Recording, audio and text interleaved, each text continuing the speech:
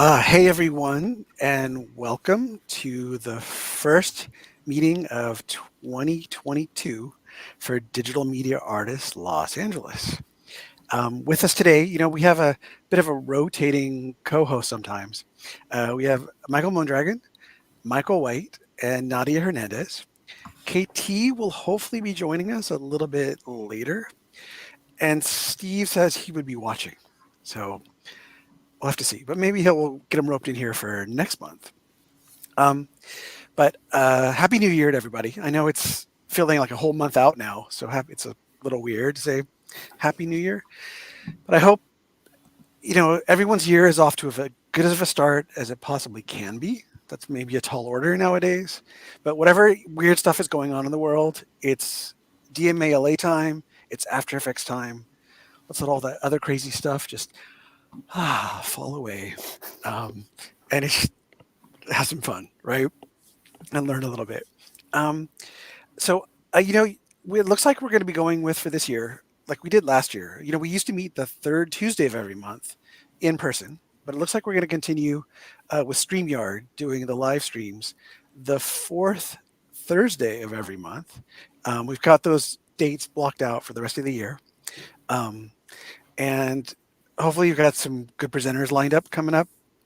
But we'll be starting at 6:30, which is, I think, obvious, instead of 6.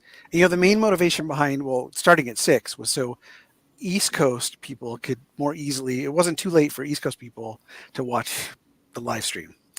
But let's see, Mike, it goes on Face or YouTube almost right away. How soon does it get on YouTube so people can watch it later? I mean, it's right away. It records right away. It's right away? So it's Yeah. streaming live right now. And even something that I didn't really think about so much last year is, the meetings now exist on our YouTube page. So if you do miss it, you can always catch whatever exciting, awesome stuff you missed. Yep. But let's see. So 6:30.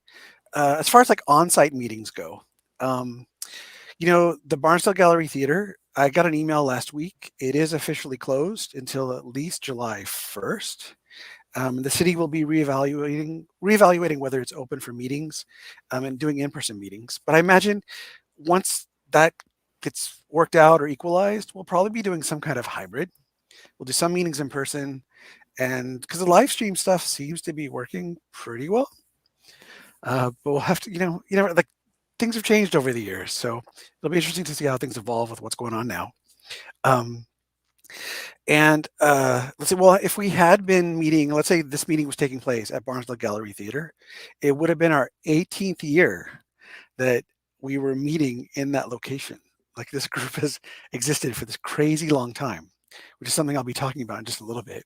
Like something we've lost are the door prizes. Some of you, some of our members may remember those. I'm hoping to try to bring like one prize a month rather than, we used to hand out those red tickets and give out we had plenty of prize sponsors. So I think we just got to work out like how we, get people to submit their names, for being here and then get a prize. And even like last year when we had Mary Poplin in for Mocha Pro, she was like, wait, we're not giving anything away this meeting? And I was like, well, that's something we're still trying to work out. And then like I missed the pizza from our meetings, even though that was like crazy high carb. It was really hard to like get the pizza to the location.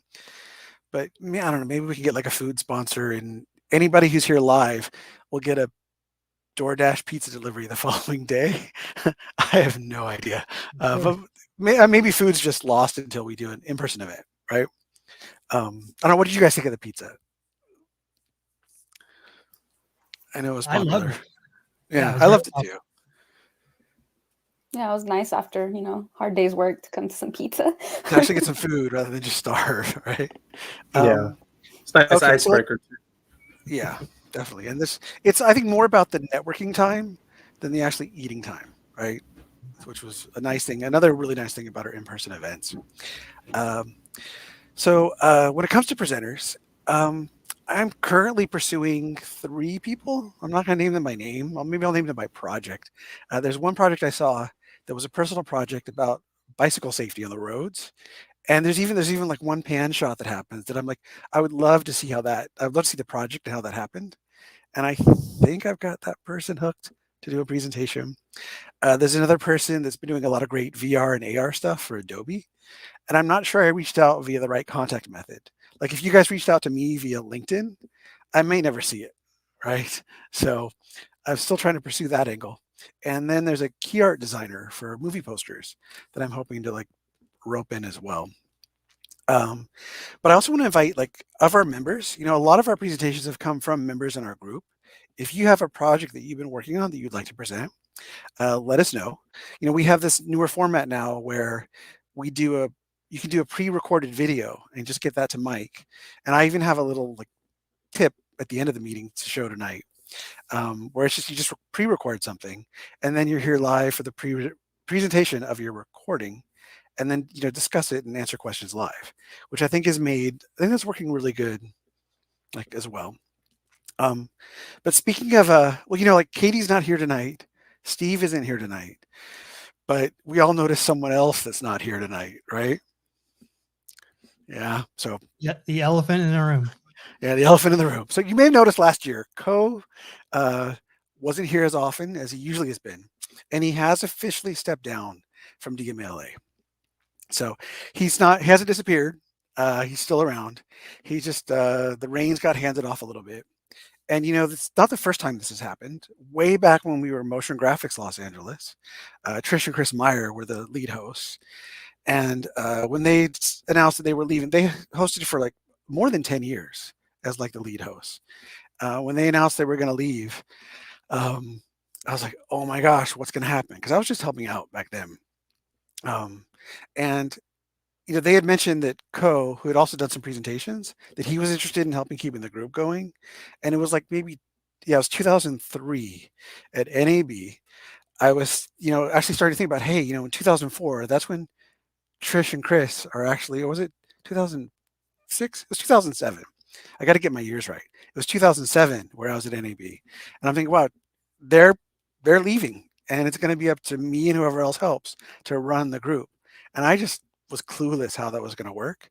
And at NAB, I was standing there thinking, watching one of the, it was the Apple Final Cut Pro booth that was like at the time hugely packed, and I was way back in the aisle, and I was thinking, how the heck is this good? Like, I hope Ko wants to be a part of this. And then just as I'm having that thought, I like look sideways, and there's Ko just kind of standing there. And he kind of looked over at the same time. We're like, hey. And so from that moment onward, I was like, okay, we're going to be good. Although I was trying to get the name to be MGLA 2.0. But Trish and Chris, it was their wishes that we actually changed the name. And I'm going to show a little list of like the possible names we could have been in just a little bit. So yeah, sadly, Ko won't be here on a regular basis, but who knows? Maybe we'll rope him in for a presentation. Yeah. And of course, if we were meeting in person, we would have probably had a huge like farewell party. So assuming that maybe it's this time next year, we can have events back at BGT, maybe that's the time to have the big like hoorah, thanks for all the time you put into DMALA, both as a presenter when it was MGLA and as a lead host for the big first part of DMALA. And for our history with, we were Motion Graphics Los Angeles. We turned into DMALA. I was thinking of doing like an animated infographic, but we all work pretty much full time or more outside of trying to run this group. We are an all volunteer group. It's not something. It'd be amazing if we were like this nonprofit with an annual budget, and everyone could take just like a great salary or something. But it's not a full time effort. It's the time we put into it to make it happen. And I think part of that is we want, at least when it was MGLA, and I think it still is today, the part was making it accessible. So there's a whole lot of information to try to keep track of. And back in, let's see, it was a little before, I looked up the year. I didn't write the year. I wrote some notes down, but I should have put the years. And like a little before 1997, there was an After Effects user group. There was a Electric Image user group. Did anybody here ever use Electric Image? Mm-mm. Like a little bit, not at all. Yeah, I used it for 3D logos a lot in like 1996. And there was like another 3D user group. And with all those groups, they all eventually just became Motion Graphics Los Angeles. They became one group. And let's see, back then it was, well, Trish and Chris, and let's see, Chuck Nagash and Eric Dakota. I don't know if I'm saying his last name right. They were like the four principal people, but Chuck and Eric went off to do other stuff. Chris and Trish kept it going as Motion Graphics LA. And, I tried to make a list of everyone that's ever helped hosting the event so I could thank them now by name. If I've left anybody out, I feel terrible. But there was Lucky Westfall. He was helping Trish and Chris out run meetings. Tom Luth has been a great help. Brant Wells. What's nice about Brant helping out is he's a photographer, and we had some of our best photo coverage of the groups were photos that Brant took. Ellie Zenhari also helped out with photos for a little while. And what I'm going to do is I've got some links for co-maintained a Flickr page for like the best of the photos that, he took and Brant took. He also had a Picasa page, and I found the links for those. So I'm going to get a Facebook post up. So if anybody's curious about if there's anybody brand new, like another thing we used to do at the meetings, we'd always ask, is there anybody new tonight? It's their first time at DMALA. If there's anybody new who's like wondering what were the on-site meetings like? You can check out those photos, and I think they were a lot of fun. So they went kind of late. Like if you were in Santa Monica, I think it was kind of hard. You had to leave really early to get over here to Hollywood, and then you wound up going home really late. Mm-hmm. But let's see. So we first met at New Media Hollywood, which I don't think is there anymore. That was at Sunset and Cole. Then we were at American Film Institute for a little while. We met in their theater. One of my better memories of Adobe is our main sponsor for the group, and they sponsor when we do like Adobe night. There was one year while we were at AFI that the catering was like opulent. There were servers walking around with trays. Wow. And it was for a long time, whenever Adobe night came up again, like Trish and Chris and I would be like, do you think Adobe's going to like do that again? And Adobe support is great. But we've never had we've had some great Maxon food nights. But never anything like what that was. I'm not sure why we left AFI. We wound up at Hollywood Film School, which was also a great location. They had a fantastic theater if you've ever been there. But then Hollywood Film School, after a couple of years, let us know that they needed the theater for classes. So there's this big panic about where are we going to go. And Chris, along with, Alex Lindsay helped out a lot back then. And Michael Horton, who runs, it's Los Angeles Creative Pros. I always want to call it by the old name. It's like our sister group for video editors. They managed to find Barnsdall Gallery Theater, which hardware-wise, it wasn't the perfect place, but there's parking for the cost of nothing. It's an amazing space, and it was just a matter of getting the right hardware. So Apple helped out with that. Adobe helped out with that. Maxon helped out with that. There's some other companies that helped fund that and make that happen. And even like a year before COVID hit, through Michael Horton's really hard work, we finally got our projector upgraded in that theater. And it's just sitting there gaining dust. And it's just like the saddest thing in the world for hardware. But hey, it's there waiting for us for the times we go back.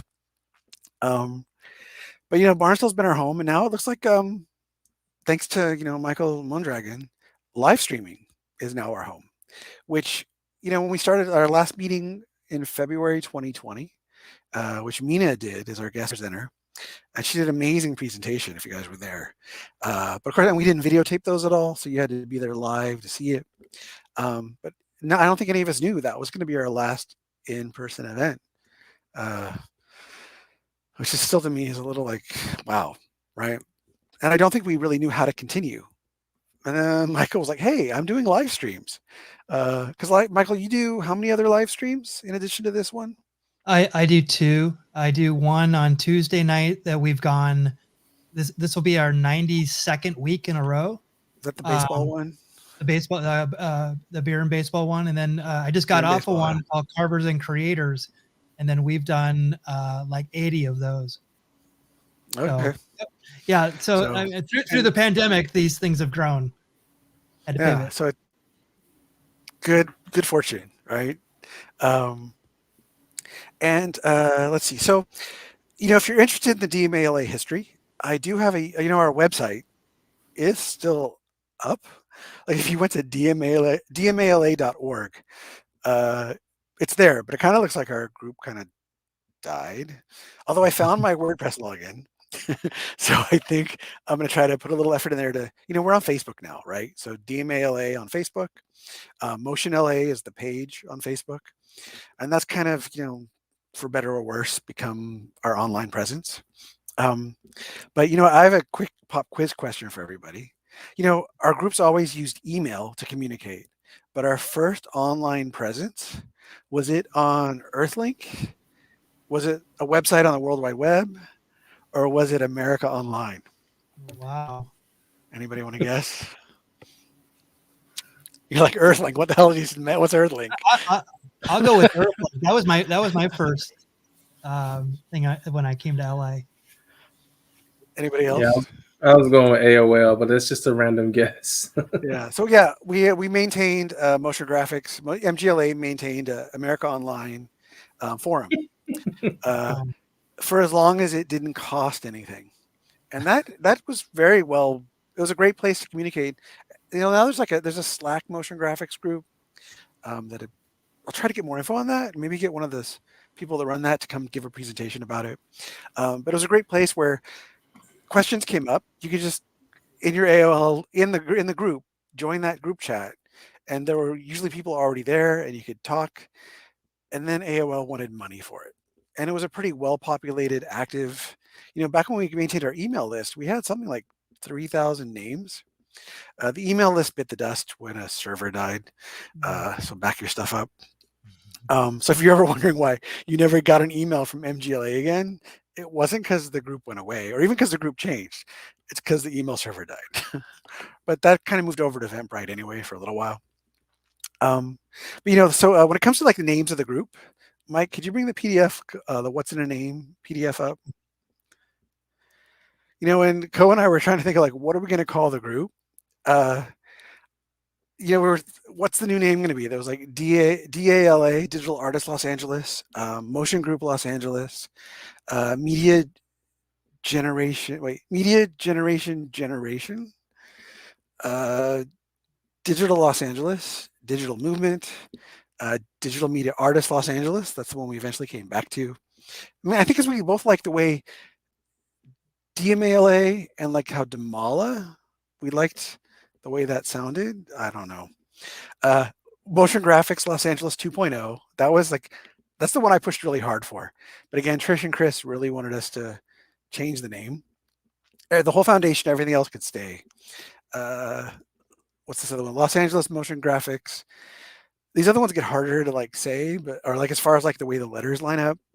And like what's the one at the bottom? The Unincorporated Association of Motion Graphics Practitioners, which I forget what movie I was watching, and I saw the phrase something practitioner, and that's just where you start to, you throw out the ideas that are just ridiculous to kind of get back to the things that make some sense. But Mike, could you bring up the 1999 meeting summary? Sure. The main reason I brought this up or grabbed this is what our website used to look like when we got off of, Trish Meyer learned like web design, like in record time, the earliest days of HTML to get this website up and running. And it was our site for a long time. It eventually got replaced by a WordPress site, which that site's still up. This site is gone. But we always had really good, thorough meeting summary information put up after the meeting, that's the meeting summaries are there, but they're hit and miss. Those were really consistent for a long time. Could you bring up my meeting notes from 2005? So, I used to be, around my condo, I've got like handwritten notes from the first like 10 years of DMALA, because I was a really, really avid note taker. And what stood out to me about this, besides it just being something that I found and could scan, this was let's see, July 19th, 2005. And it was our 99th meeting. So the very next August meeting was our 100th meeting and our 8th anniversary of the group. And that anniversary meeting was about running your own business, which we're probably due for a little panel on like freelancing tips and working in the industry. I know Katie organized, a women in film type panel a while back that went really, really well. So maybe that's something to try to get going this year. Especially with, I think, anybody having trouble or navigating California AB5? Or are we all still employees? I haven't had to deal with that yet. Yeah. But yeah, I remember that was going to be a big issue. I mean, it more formalized, like really being and behaving and running your business like a business rather than just shooting an invoice out to get paid for something. Right. But I think if we had a panel, it could dive into that as well too. But then let's see, I've got some meeting notes from, let's see, this is November 2013. When I was looking back through some of my notes, what I thought was funny here is like the third category down. I don't know who was mentioning it during the meeting, but somebody talked about jobs from hell. It said, client has endless changes, client loves it, but wants 50 more that are almost just like it. And if that's not a universal truth, like for the, we never tell a client directly they're the client from hell, right? We could always come up with some really like nice way to put it. But there's another phrase about like 80% of your problems are 20% of your clients. So as a freelancer, you try to figure out who those people are and see how you can kind of like, move away from them. But sometimes they're also your best paying client, and they're also the client that always pays you on time. So you do what you can to crank out those 50 designs that look more or less the same, right? But we all have a good scope of work written out ahead of time, right? And it clears out that we'll do like 3 design comps, and they get to pick one and revise it twice for whatever our flat rate is, and then we're billing hourly for every change after that. I hope more topics for running your own business, right? Yeah. What else came up? That cloud rendering was, cloud rendering seems to be like it's such a new thing, right? But back in 2013, we had Todd, again pronouncing people's names, Privies. He was, here with Zing Cloud Rendering to talk about what that was like, right? Is anybody using a cloud service yet? I have in the past, but not currently. Not currently. Yeah. I mean, we're all working. A lot of us are working remotely now, and some of us are using a remote machine. Not quite the same thing. But okay, so what I'd like to do now is I'm just going to say I've already thanked Chris and Trish. I thanked Lucky. Thanks to Co. Tom Luth, Tony Romaine, Ed Rigger. Where did I leave off? Well, Tony Romaine, who I hope, Tony, if you're ever watching, I hope things are going good. I should email Tony and say hi. Ed Ricker, who I do see on LinkedIn every once in a while. And so I say hi to him, even though I never check my LinkedIn messages. Sharon, Sasha, I don't know how to say Sharon's last name correctly, so I'm not going to try. Sharon, I hope you're doing well. Thanks for all your help. Daniel Sofer, he maintained our website way back in the day. Let's see, thank you to all of our sponsors. Everyone who's ever given a presentation, like that's really what makes our meetings interesting and insightful and fun. The Barnesdale Gallery Theater staff, which I hope all come back when we go back there. Let's see, anyone who's ever volunteered for what I call our standing room only meetings. Every once in a while, like Ray Harryhausen, when Maxon, as part of their animation tour, had him. Was everybody here for that? When Ray Harryhausen was here? No. Packed night. And that doesn't happen unless we bring on extra people to help make it happen.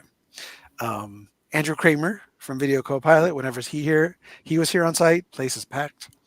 Adobe night is often when the Adobe team comes down. That's often a packed night.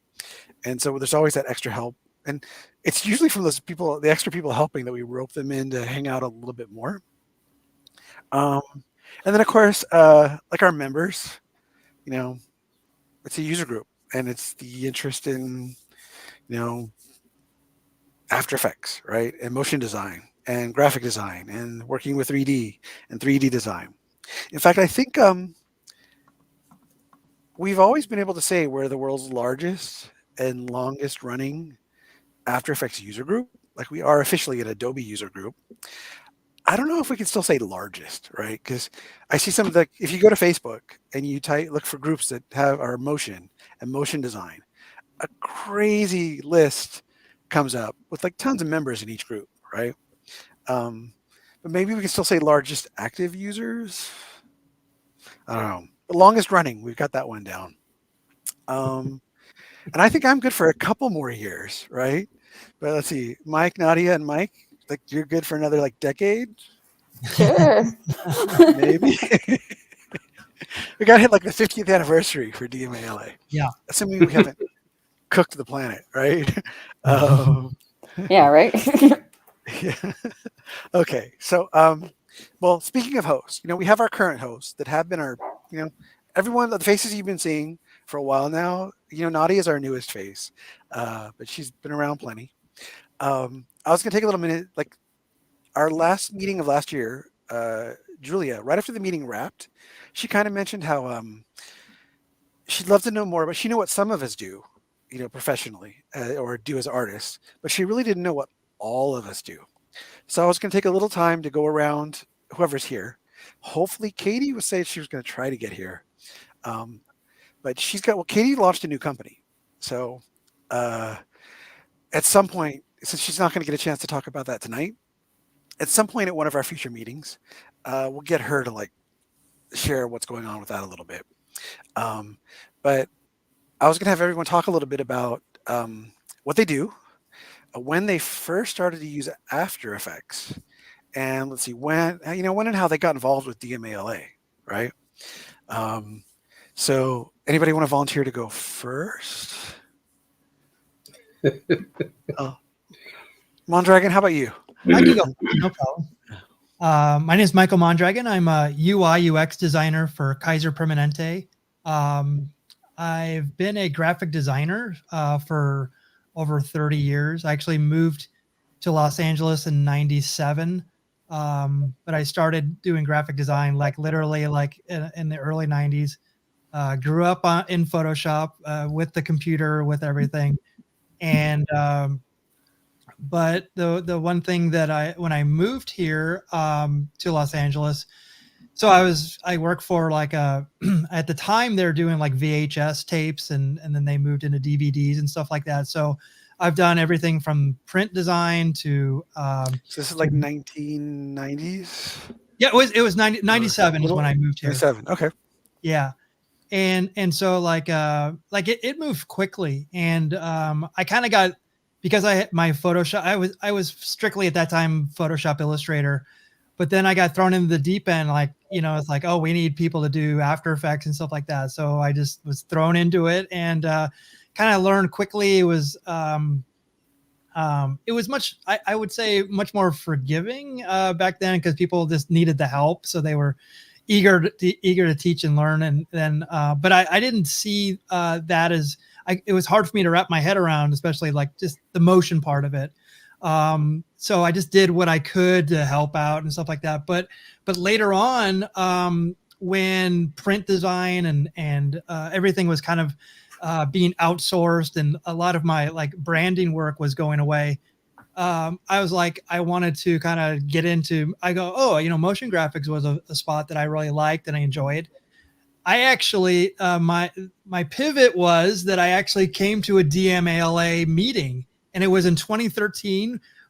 Andrew Kramer, who you just talked about. At that time, Video Copilot was coming up, and he was doing his online tutorials at that time, and it wasn't even that big. I think it was maybe probably a year after he started, and I remember him and the guy named Sam Loya. He used to go out in his backyard and show how to do stuff. And So I found out there was a meeting and I came to it, and that's how I got involved with DMALA.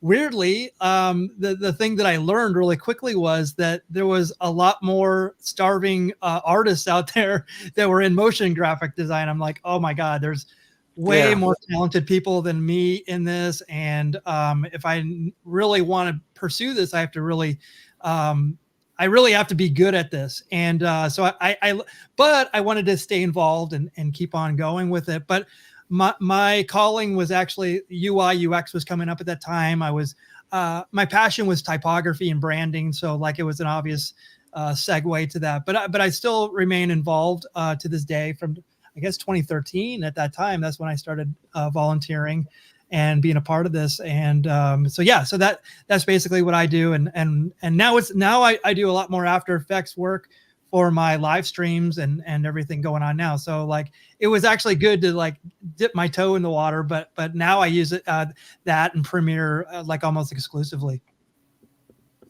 Okay. And well, I guess you kind of what you do when you started After Effects and DMALA kind of got all rolled up kind of nicely. Yeah. Oh, very cool. The other Mike. So we got the two Mikes. Mike White. You want to talk about like if someone just said, "Hey, what do you do?" A complete stranger asks you what you do. Like, what's your answer? Often when someone asks me that question, I say, "Oh, I'm an artist and art director," to try in some ways to make that distinction. And I think it is a pretty good summary of what my day-to-day is like. But I was going to say, I had a funny story about starting in After Effects because I very much I started doing more drawing, graphic design, just art for art's sake, stuff like that. And a friend of mine was like, you should get in After Effects. And I opened it not knowing anything. And I couldn't get it to do anything, not knowing I needed footage. And I understood nothing. And I was like, screw After Effects. And then years later, I circled back. And I was like, oh my God, After Effects. And then it was like everything for me. But yeah, I've done a lot of different things. And I mean that just like that because I've owned my own studio for 7 years. And so acting as the creative director, the owner, I was like also hands-on. So I was like managing artists and also creating work. And during that time, I did motion graphics. I did visual effects for film, for commercials. My passion really is probably motion design and visual design. So I'm always doing a ton of that. And then in about 2014, I made a conscious, purposeful effort to move into the gaming world. And I started freelancing for tons of gaming companies. So I use a lot of those same skill sets now to create brand packages, logos, even sometimes just ideation on ideas like UI and things like that for gaming companies. And then as of December, I accepted a full-time position at Riot Games. So I'm a visual designer 2 is my official title, but doing all kinds of things. What's your official title again? Fun. Visual designer 2. Visual designer 2. Okay. And one thing that's interesting about that title, because I've held the title of like creative director and owner and like visual effects supervisor, all these things, but within the gaming world, titles can mean completely different things than they do in other spaces. And then also I think within Riot specifically, even though someone may have a title, like there's creative directors who are painting like key art. There's, artists who are also writing. I don't know. It's like, the title is not necessarily an indicator of everything everyone's doing. So it's like kind of interesting from that perspective. But yeah. And then DMALA for me, it's like, I don't remember exactly when I started. It's definitely been 4 or 5. It's been a while. It's been a while. Yeah. Time really flies. Yeah. For me, it was those moments after I was coming as an artist and as a guest, as someone looking to learn, like, yeah, let's see what's going on. And what really struck me was definitely I learned a little. I'm always learning. So it's not that I was necessarily learning that much, but my favorite part was after DMALA, like connecting with the other artists. And like someone I think already said, it's like, oh man, you had that problem too. I was rendering. And like those conversations are like everything. Cause you don't feel Yeah. alone. You're like, oh man, you have, sometimes solutions are presented like, oh, have you tried this plugin or this technique, workflow, like that to me was like everything. And I think I I think it's was really nice like, when like you might not approach it the exact same way somebody else is doing it, but there's one little thing they're doing that you kind of lets you look at what you're doing in a fresh way, and you yeah, go, oh, wait a second, that's going to help me get to where I need to get to as well. And that's the information is great. And, yeah. Katie's really the one that got us to do the after event at Public House. Did I get the name right? Yeah. Yeah. I think I used to call it Pirate House all the time. But it was really Katie. It was like, hey, after the meeting, let's go. This is a place I like to go to. It's right around the corner from my apartment. And Co and I were like, great idea. Yeah. Although, our meetings sometimes ran really long. And so then you go over to that, and then those great discussions started. And next thing you know, they're closing the place up, and you're still talking outside, and you still got to get up and work the next morning. So, Exactly. Yeah. but yeah, those were nice. Yeah. I think was your first presentation at DMALA. It was that animated pilot of there was like a machine that like vacuumed up nightmares at nighttime. It was a pilot. I came up with this concept called Dream Cleaners, Dream and the Cleaners. original There you go. concept was like this. It was actually like this game designer who was falling asleep, and some of his ideas were seeping into reality, and he had no Okay. idea, and he was causing like traffic jams and all this stuff. And then that, as I developed it with some friends, like it evolved into like, oh, a team of kind of outcasts and misfits that are like cleaning, almost like the dreams are spilled, like a janitor, like they have to kind of mop up these dreams that are spilling into reality until one super large one is, and then they have to like almost like in a Ghostbusters type sense, they have to figure out how to contain it. I thought that was a great concept. Like if I Yeah. was a decision maker somewhere, I'd be like, hey, let's investigate this a little bit more and see if it can turn into something. Okay, Nadia, complete stranger says, what do you do? If it's a What's your complete answer? stranger, I usually just tell them that I make Instagram filters because that kind Okay. of seems like everybody's I love familiar your with that, and they're like, Okay, so "Oh, cool." you're at a DMALA meeting, and the person sitting right next to you strikes up a conversation. Says, hey, what do you do?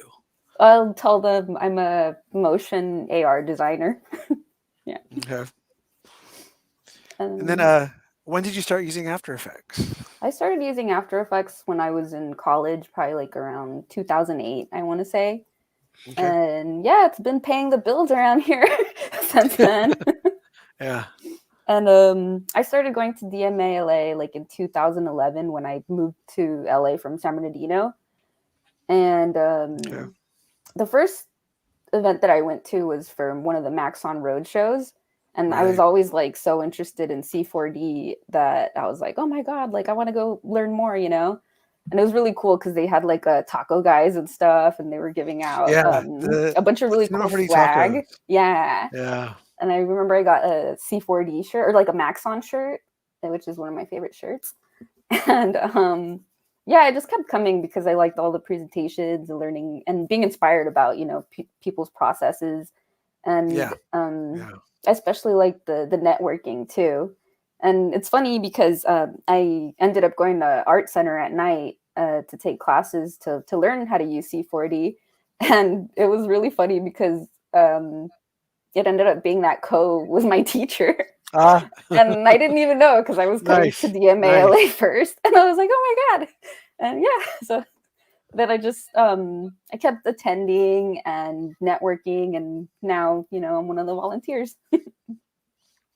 For the people that like, it's great to run into somebody somewhere else, like Co's like, it's like instant excitement, right? So, yeah. Oh, you made me think of something. Now I already forgot it. Was it the tacos? Oh, well, maybe it'll come back to me. Oh, so yes, tacos. Thank you. So Maxon, it is still possible to get Maxon swag. Maxon does their demystifying post-production series. And I believe next Monday is week 3 of Cinema 4D Lite and After Effects, which most of us know, but every once in a while I mention to somebody that Cinema 4D is in After Effects, and somebody is genuinely surprised to learn that it's there. And so fine, but there's that big question. Well, Cinema 4D Lite, what does that mean? So they're doing a 4-week series of well, what is Cinema 4D Lite? What can you do with Cinema 4D Lite? And that's, I think, going into week 3. But if you attend those seminars at the beginning of every one of those events, they record them and they post them on the Max on YouTube page. But they give out a code for getting a free T-shirt. So you go to their website, you pay like $5 for shipping, and I think over the many series of those I've gone to, I have like the black shirt, the dark navy blue, I have the white one, I have like 3 different logos, and I'm covered with shirts from Maxon, so that's awesome. And also, there's just the really good information from those events. So Taco Night reminding me of that, or the Maxon Roadshow nights. Having Maxon is also one of our sponsors. Okay, so I'll go really quickly. If somebody asks me, what do I do? I'm still getting used to saying I'm a senior designer at CBS on-air broadcast promo animation. Just because I freelanced for so long that I was always slanting the answer. Like when someone says, "What do you do?" I was always sizing the person up for like, what do they need? And trying to slant that answer towards they need to hire somebody, right? But it's an amazing place. I work with some really some amazing designers. So I feel so fortunate to be there. And from a standpoint of doing motion design, it's as close to a dream job as I think you could have. So that's awesome. Although sometimes people think I say CVS, the pharmacy, instead of CVS. And we're now, we've been rebranded. We're the CBS, what do you call it? CBS brand and marketing, I think, is the title. And to me, like, there was a time like doing broadcast work was like the holy grail of motion graphics. But another hat that I wear is teacher and instructor. I've been at Santa Monica College for like 22 years now. I'm at other colleges around Los Angeles. But it used to be such a big thing to like see your motion graphics on a standard definition television set. And then it was really big to see your motion graphics on a high definition television set. But I've noticed students coming new to motion graphics, seeing stuff on a TV just doesn't interest like 18-year-olds in any way, shape, or form. And to me, I'm just like, what? I worked at Activision a long time ago, Mike. Something you mentioned about like you moved towards gaming. It was actually at Activision kind of got me to, I don't know, it was a little crazy. So I'll leave it at that. But it made me go, there are other places I can use my motion graphic skills. Although what was nice about Activision is as long as you got your task sheet done, they didn't care if you worked from 10 p.m. to 2, well, whatever your 8-hour shift was, 10 p.m. to 6 a.m. If you did it as a night shift, as long as you got the work done, the producers were happy. So that was very flexible. Let's see. I started using After Effects. I'm going to brag a little bit. It was version 1.5. It was Cosa After Effects. But Mike, I reacted to it like you did. I was like, this is insane. I don't get it. There wasn't even a stopwatch. You had to right click on the little I-beam and you had to choose the kind of spatial temporal keyframe interpolation you wanted to create your first keyframe. And I was just like, keyframe interpol, what? And it was in Trish Meyer's class, and Linda, I'm blanking out, Linda, who formed lynda.com. Wyman. Linda Wyman. I think she explained it really, really well, but I was not absorbing it. And I was just like, forget, Premiere I was in love with, and Photoshop totally in love with. And I was like, this is what I need to do with my life. And then I circled back by After Effects 2.0. The stopwatch was there, which just clicked from then on. So, yeah. And of course, back then, if you wanted to learn After Effects, they're really, other than the user groups that were forming in Los Angeles, and AFI had an advanced technology program, but those classes were crazy expensive. And I used to sit in the hallway to eavesdrop on the classes because I was already paying for CalArts and I couldn't pay another penny for anything else. And I would get caught and kicked out. and then I'd go to the open window outside the building and listen that way, and then I'll get caught again. And fortunately, Harry Mott took some pity on me, and I offered to like TA classes for him, and so I managed to work out getting more involved, and that's where I got to know Trish a lot better. And that's how I got involved with DMALA. So thank you everyone for sharing your experiences. It's awesome. I was really looking forward to hearing. I kind of know Steve's story, and I kind of know Katie's story too. But I think our members need to hear it too. But I have a little tip. Something I kind of connected. Like there's a feature that's available on the iPhone now, and it finds that when we're using After Effects, these dialog boxes come up, and you can't click inside them to select the text. Like when it says you've got missing fonts or missing footage, or you get some kind of error message that you can you take a screenshot of it. You can jump into like OCR software, but instead of my talking about it, I made a little recording about it for finishing up tonight.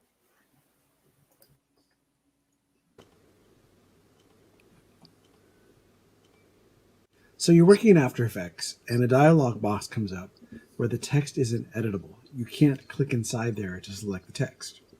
So you basically launch your camera app on your iPhone or your iPad, and then you use a little select text icon that should come up in the upper, right corner, as soon as the camera recognizes that there's text that could be selected. So you tap that. There's the text. I can highlight one word in it. Of course, here I want that entire GPU error message. So I can copy and paste that and send it to somebody and say, hey, what is going on? When in this case, I really just need to restart my computer. But I'll select all that text. Let me get it up here again. Select all. Bring up the prompt again by tapping. So then I'll do a copy. And then I'll just jump over to, let's say, my email. And then I can just paste that, boom, right into the email. So I have the exact wording of the text. Of course, let's see. I didn't type effects right. I didn't type dialogue right. Let's get that fixed. And now I have this to send to tech support or whatever. So I've been using that like crazy.